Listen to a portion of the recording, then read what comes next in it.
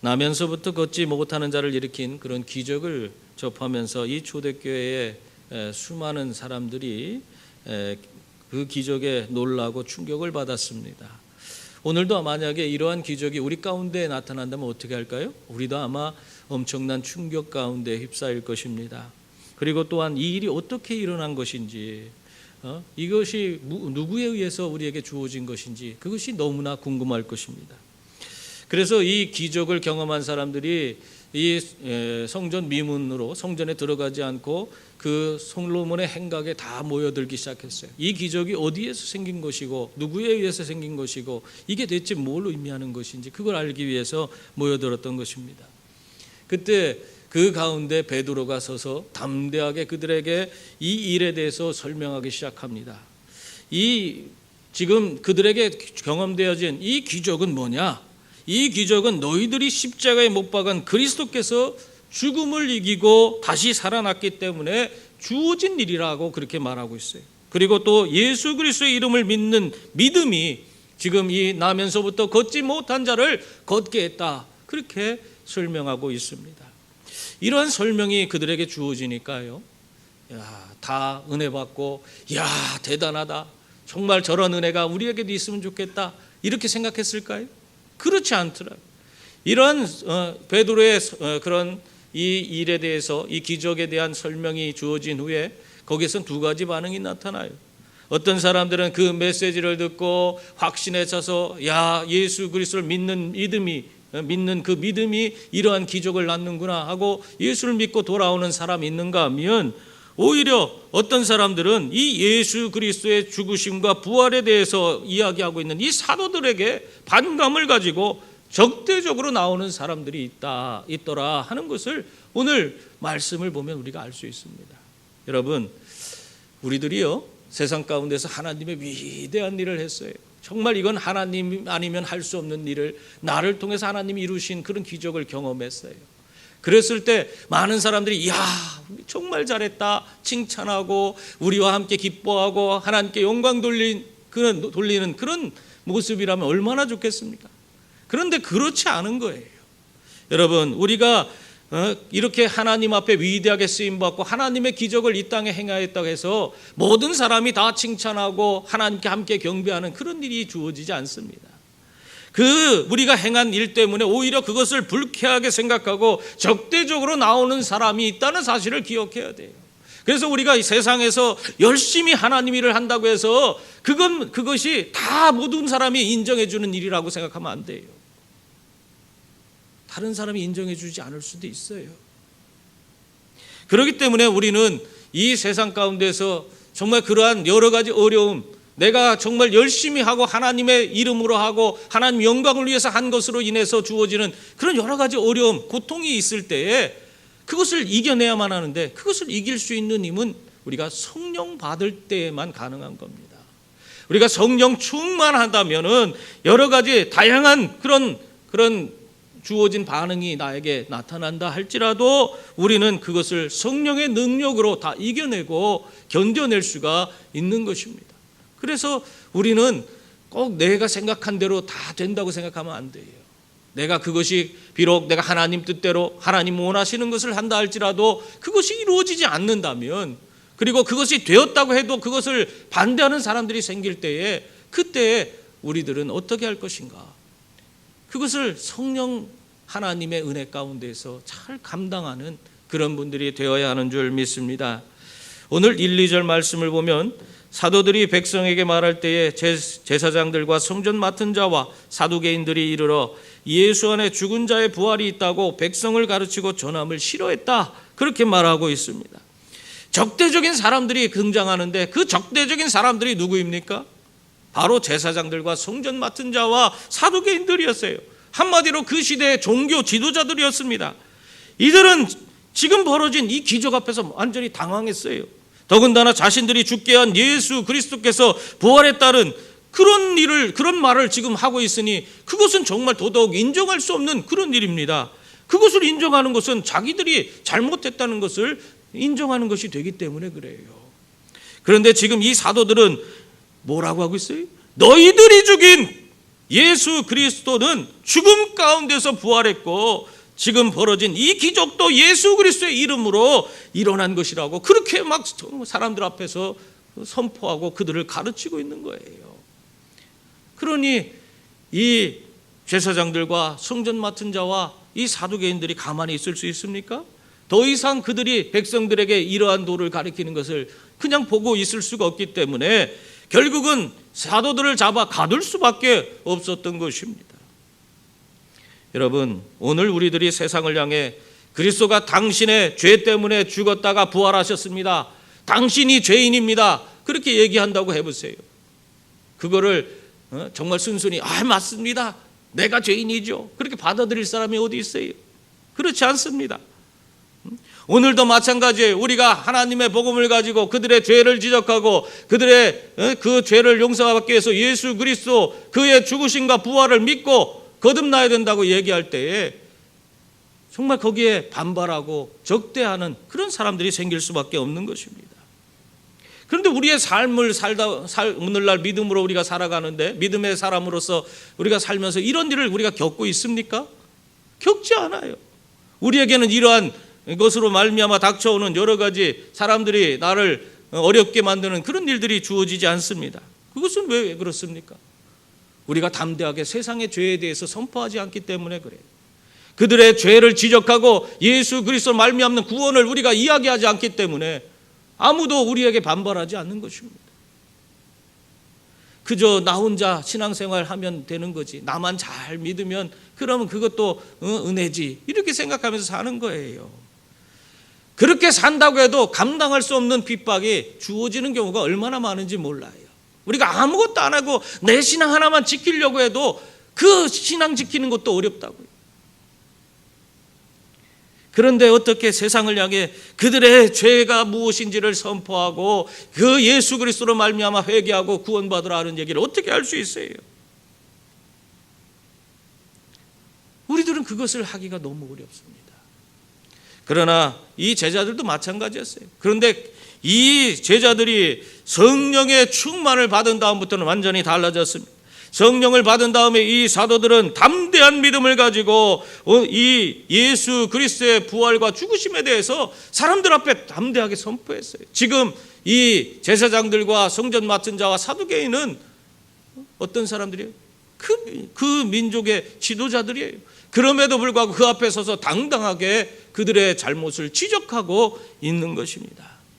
이것이 다 성령의 능력인 줄 믿습니다. 그래서 여러분 매일의 삶을 성령 충만함 받아서 여러분이 하나하나 감당하며 살아가는 분들이 다 될 수 있기를 바랍니다. 그래서 담대한 믿음으로 세상을 이기고 승리할 수 있기를 바랍니다. 이 사도들에게 이러한 박해가 주어졌을 때요, 근데 이 박해가 주어지니까 이것 때문에 다 뭔가 다 끝났다, 그게 아니더라고요. 이 박해가 주어짐으로 인해서 더욱더 놀라운 그런 기적이 일어났어요. 놀라운 일이 일어났어요. 그것이 3, 4절에서 우리에게 보여주고 있습니다. 우리 한번 다 같이 읽어볼까요? 그들을 잡음에 날이 이미 저물었으므로 이튿날까지 가두었으나 말씀을 들은 사람 중에 믿는 자가 많으니 남자의 수가 약 5천이나 되었더라. 아멘. 박해가 일어나서 사도들이 잡혔어요. 그리고 가두어졌어요. 이제는 하나님의 복음을 전할 수 있는 그런 기회가 다 사라졌습니다. 이제는 다 끝났구나 생각할 만한 그런 상황입니다. 근데 그럼에도 불구하고 어떤 일이 벌어졌어요? 그 말씀을 들은 사람들 중에 남자만 5천이나 더하더라. 하나님의 역사가 나타난 거예요. 하나님께서 그때 한 말씀, 베드로의 한마디의 그 말씀으로 인해서 그 복음을 전한 그 말을 통해서 그 자리에 있던 수많은 사람들을 변화시킨 것입니다. 여러분, 그러므로 여러분 우리가 하나님의 말씀을 전함으로 주어지는 그런 고난과 핍박을 두려워하지 마시기 바랍니다. 그리스도가 내 안에 있고 하나님이 나와 함께하고 계시다면 오히려 나에게 닥쳐온 이 고난을 통해서 하나님이 더 크고 위대한 일을 이루시리라 하는 확신을 가지고 담대하게 나아갈 수 있는 그런 분들이 다 될 수 있기를 바랍니다. 여러분, 로마 시대에는 정말 로마의 황제들이 이 기독교를 엄청나게 무시무시하게 핍박을 했어요. 우리가 잘 아는 대로 네로 황제는 어떻게 핍박을 했습니까? 이 사람은 자기가 시를 쓴다고 로마 시내에 불을 질렀어요. 그래서 6일간 로마 시내가 불타버렸는데 6일 동안 로마 시내의 3분의 2가 다 불탔어요. 그래갖고 막 시민들이 다 들고 일었으니까 그걸 무마시키기 위해서 저거 기독교인들이 했다고. 그래서 기독교인들 다 잡아 죽이라고. 그래갖고는 기독교인들을 잡아서 막 이 어떤 사람들은 이 네로 황제가요 그걸 잡아갖고 얼마나 잔인하게 죽였는지 이 밀랍으로 사람을 꽁꽁 싸갖고는 거기다가 불을 붙여서 황제의 정원에 불을 밝혔대요. 그렇게 잔인했어요. 그뿐만 아니라 그 잡혀온 사람들을 그 원형 경기장에서 사자들을 굶주린 사자들을 풀어놓고 잡아먹게 했어요. 그 모습을 모든 시민들과 함께 지켜보면서 그걸 가지고 서로 그걸 지켜보고 있었다는 것입니다. 근데 이 네로가 그 모습을 지켜보다가 깜짝 놀랐어요. 왜냐하면 이 사자밥이 돼서 죽어가는 이 그리스도인들의 그 얼굴이 환하게 미소 짓고 있는 그 모습을 보았기 때문에 이 네로가 깜짝 놀라고 말았어요. 그러면서 그가 이런 얘기를 했대요. 어떻게 사자밥이 되는 그 공포의 순간에도 저렇게 밝게 웃을 수 있을까? 도대체 저들이 믿는 종교가 대체 무엇이란 말인가? 어떻게 죽음을 초월할 수 있는 그런 종교가 있을 수 있단 말인가? 그렇게 중얼거리면서 네로가 그 모습에 질려서 거기서 기절해버렸다고 합니다. 그 네로가 미쳤어요. 그 뒤에 미치고 결국에는 자살로 그 생을 마감합니다. 이렇게 잔인한 황제였어요. 이렇게 네로가 그렇게 죽었음에도 불구하고 그 뒤에 일어난 황제들 가운데서도 계속해서 기독교를 박해하는데 6대 황제인 그 막시무스 황제는 기독교인들을 집단으로 50명씩 묶어갖고는 생매장을 무덤에서 집어넣고 생매장을 했어요. 그렇게 죽였습니다. 또 7대 데리우스 황제는 독사와 전갈이 가득한 그런 가죽 부대에다가 기독교인들을 집어넣고 거기서 독사에 물리고 전갈에 찔려서 죽게끔 그렇게 만들었다고 합니다. 왜 이런 일을 당했어요? 하나님의 복음을 이들이 믿는다는 그 이유 때문에 엄청난 핍박을 당하게 된 것입니다. 여러분, 그런데 놀라운 것은 무엇인가 하면 이렇게 엄청난 핍박이 있었음에도 불구하고 이런 환난과 핍박이 강해지면 강해질수록 더욱더 이 기독교는 성장했다는 거예요. 놀라운 성장을 이루었다는 것입니다. 다 없어져서 다 무너질 것 같았는데 그게 아니에요. 오히려 그런 박해 가운데서 더 큰 성장을 이루었습니다. 여러분, 어느 누구도 어떠한 환경도 하나님의 복음을 막을 수가 없는 줄 믿습니다. 이 초대교회에서도요, 사도들이 복음을 전하다가 붙잡히게 되었을 때요, 엄청난 부흥을 이룬 거예요. 아까 뭐라고 했어요? 남자만 몇 명? 5,000명이 믿었더라. 남자만 5,000명이 믿었어요. 그러면 여자들은 더 많이 믿어요. 오늘날도 우리가 남자의 2배 이상 여자들이 믿습니다. 신앙생활 하는 걸 보면 그렇게 보통 통계가 나와요. 그러면 남자 5,000명, 여자는 10,000명이고 애들은 거기에 딸려서 5,000명만 돼도 20,000명이 되는 숫자예요. 이렇게 감당할 수 없을 만큼, 초대교회가 감당할 수 없을 만큼 엄청난 이 박해를 통해서 부흥의 역사가 나타난 것입니다. 여러분, 그러므로 오늘 우리들이 비록 환난과 핍박이 있을지라도 하나님의 복음을 담대히 전한다면 오늘도 이러한 사도행전적 역사가 우리에게 주어지는 줄 믿습니다. 우리 교회가 감당할 수 없을 만큼의 놀라운 부흥을 하나님께서 허락해 주실 줄 믿습니다. 이렇게 붙잡힌 사도들이 그러면 어떻게 되었을까요? 5절부터 7절 말씀을 보니까 이튿날 관리들과 장로들과 서기관들이 예루살렘에 모였는데 대제사장 안나스와 가야바와 요한과 알렉산더와 및 대제사장의 문중이 다 참여하여 사도들을 가운데 세우고 묻되 너희가 무슨 권세와 누구의 이름으로 이 일을 행하였느냐 그렇게 말했습니다. 이 관리들과 장로들, 서기관들의 신문을 이 붙잡힌 사도들이 받게 된 것입니다. 근데 참 아이러니하게요, 이 신문을 하기에 모인 사람들, 그 사람들의 모습을 보세요. 그 이름들을 보세요. 그 사람들이 누구냐? 예수님을 십자가에 넘겨줄 때 모였던 사람들이에요. 예수님을 십자가에 넘겨줄 때 모였던 그 사람들이 다 모여서 지금 이 사도들을 신문하면서 자기 자신들의 잘못을 은폐하려고 지금 그렇게 사도들에게 엉뚱한 질문을 던지고 있는 것입니다. 사도들에게 무엇을 묻고 있습니까? 너희가 무슨 권세와 누구의 이름으로 이 일을 행하였느냐? 그걸 묻고 있어요. 이게 뭐 중요해?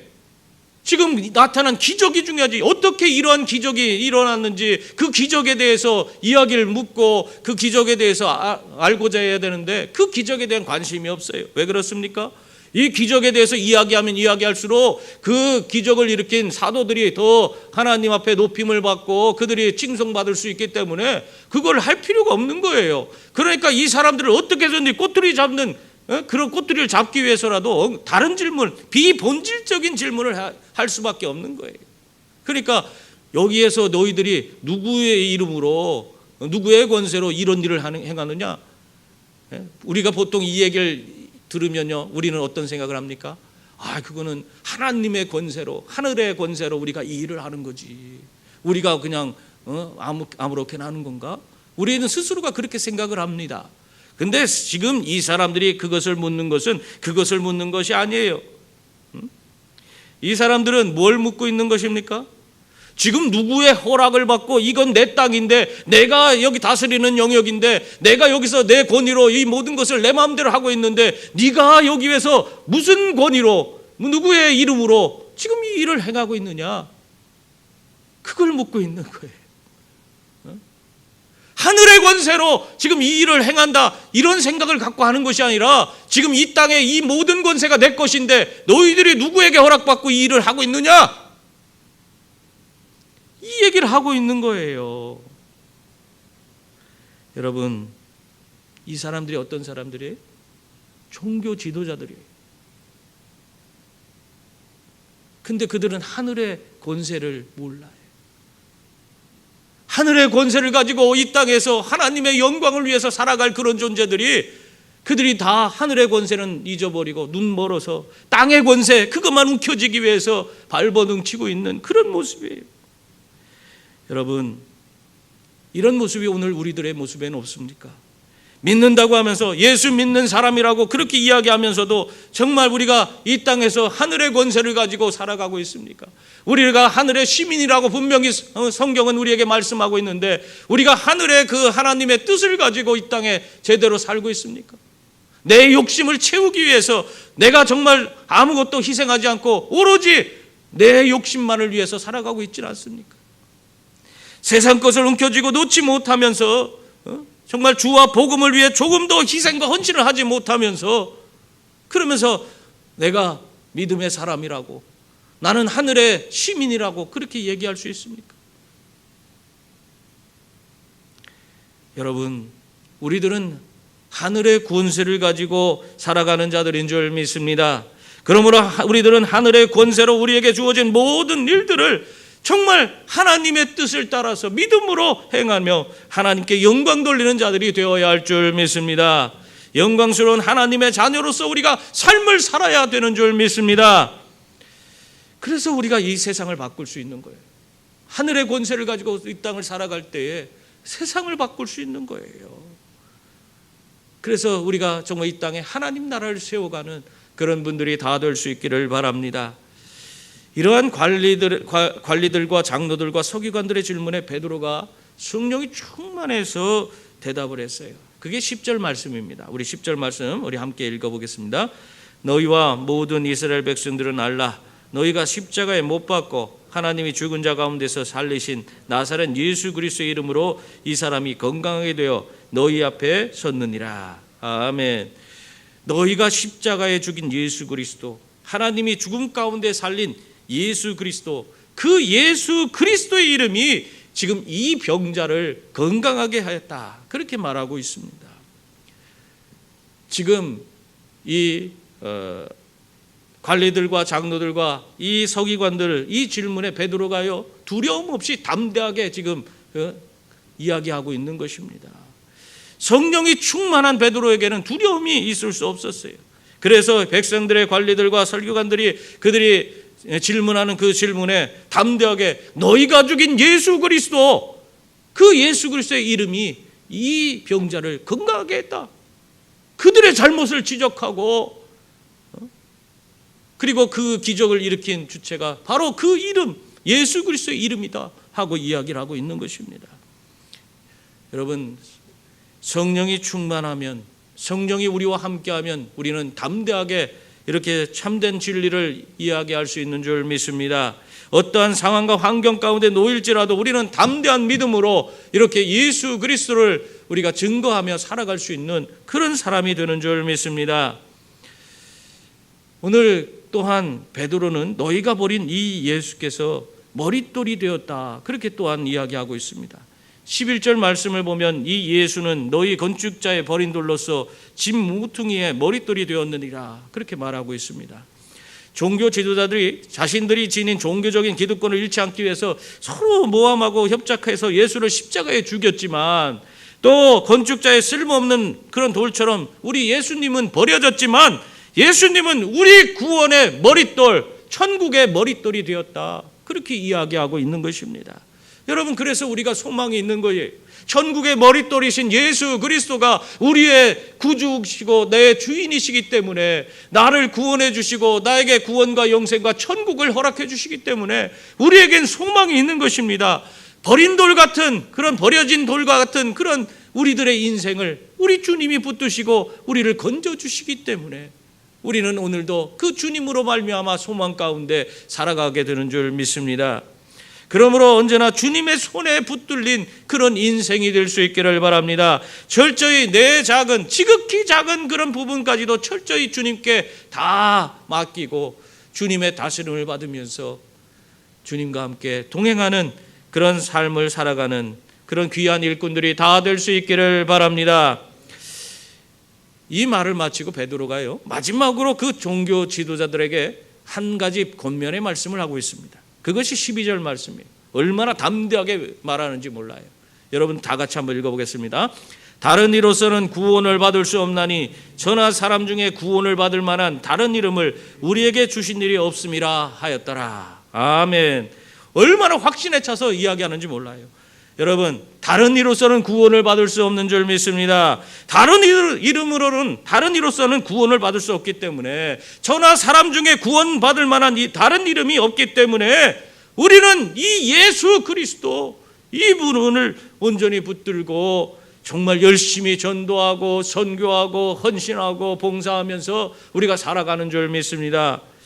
여러분, 만약에 다른 종교, 다른 이름을 통해서 우리가 구원을 받을 수 있다면 여러분, 예수를 못하나 믿습니까? 믿을 이유가 없어요. 다른 종교를 믿어도 구원받고 다른 사람을 통해서도 구원받는데 못하러 굳이 예수님만을 고집스럽게 붙들고 있어야 돼요? 아무 이유 없잖아요. 굳이 우리 열심을 낼 필요도 없습니다. 헌신도 적당히 하면 되지. 왜 목사로, 선교사로 자기 직업도 포기하고 자녀 교육도 포기하면서 왜 그 길을 갑니까? 자신의 모든 것을 내려놓고 헌신할 필요가 없어요. 다른 이름이 있다면, 예수 말고 다른 이름이 있고 다른 종교에서도 구원이 있다면 그렇게 할 필요가 없어요. 그러나 여러분, 오직 예수 그리스도밖에 우리에게 구원이 없는 줄 믿습니다. 예수의 이름밖에 우리에게 구원을 주실 만한 이름이, 다른 이름이 없다고, 다른 이름을 주신 일이 없다고 성경은 우리에게 말씀하고 있어요. 다른 이름이 없어요. 그렇기 때문에 우리는 오직 예수 그리스도 그 한 분만을 바라보고 그분만을 붙들고 믿음으로 한 걸음 한 걸음 내 삶을 헌신하고 희생하면서라도 하나님 나라를 바라보며 믿음으로 나아가는 그런 믿음의 자녀들이 다 된 줄 믿습니다. 50대 중반에 한 목사님이 계셨어요. 이분이 개척을 일찍 했어요. 일찍 해서 열심히 해갖고는 이제 교회가 어느 정도 부흥했습니다. 그래서 이제는 모든 것이 잘 안정되고 잘 돌아가는구나 해서 이제 좀 편안해졌다 이렇게 생각을 했더니 갑자기 몸이 안 좋아서 병원에 갔어요. 병원에 갔더니 폐암 말기예요. 시한부 3개월을 받았습니다. 더 이상 살 수 없습니다. 그 얘기를 들으니까 청천벽력이 떨어진 것 같죠. 어떻게 할 바를 몰랐어요. 그래서 교회도 그 소식을 듣고는 난리가 났어요. 우리 목사님 이제 고생하고 이게 교회가 안정이 됐는데 이게 무슨 일이란 말인가 하면서, 목사님 이제 아무것도 하지 마시고 쉬세요. 그냥 무조건 쉬세요. 저희들이 알아서 할 테니까 쉬세요. 그러니까 그 목사님이 쉬셨을까요? 아니에요. 주변의 만류에도 불구하고 목사님은 내가 암투병하면서 시간을 보내느니 나에게 주어진 하나님께서 허락하신 그런 내 삶을 마지막까지 이 강단에서 하나님 말씀을 전하면서 살고 싶습니다. 그러면서 마지막까지 강단에 섰다고 합니다. 왜 이럴까요? 그 몸이 얼마나 힘들고 고통스러웠을까요? 그럼에도 불구하고 살 날이 얼마 남지 않았다고 하는데도 불구하고 그가 이 하나님의 복음을 전하기 위해서 강단에 섰어요. 우리에게 구원을 주실 만한 유일한 이름 예수 그리스도 때문에 그렇습니다. 예수 그리스도께서 우리를 위해서 십자가에 달려 죽으시고 우리의 모든 죄를 용서해 주시고 우리를 죽음 가운데 건져 주시고 구원해 주셨기 때문에 우리가 예수 그리스도 말미암아 구원과 영생과 천국을 소유하고 우리가 이 땅에서부터 이 하나님 나라를 경험하며 사는 그런 존재들이 되었기 때문에, 그렇기 때문에 어떠한 환경과 어떤 상황 가운데서도 믿음으로 주님 붙들고 나아가는 거 아니겠습니까? 그러므로 성도님들, 구원을 받을 만한 유일한 이름 이 예수 그리스도를 여러분 삶의 중심에 모실 수 있기를 바랍니다. 그리고 어떠한 고난과 핍박이 있을지라도 담대하게 믿음으로 나아가서 하나님의 놀라운 기적과 은혜를 덧입고 승리하는 주의 자녀들이 다 될 수 있기를 주님의 이름으로 축원합니다. 기도하겠습니다.